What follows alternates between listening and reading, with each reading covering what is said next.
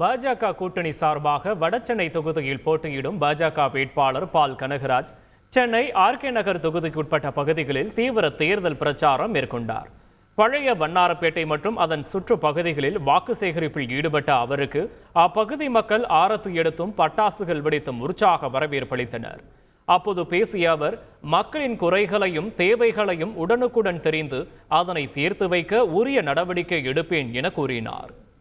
எனக்கு ஏன் வாக்களிக்க வேண்டும் என்று சொன்னால், நான் மக்கள் சேவகனாக செயல்பட விரும்புகிறேன்.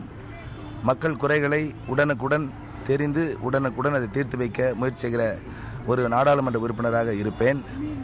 புதிய திட்டங்களை யோசித்து செயல்படுத்துவேன். எனக்குள்ள அதிகாரத்தை முழுமையாக பயன்படுத்துவேன்.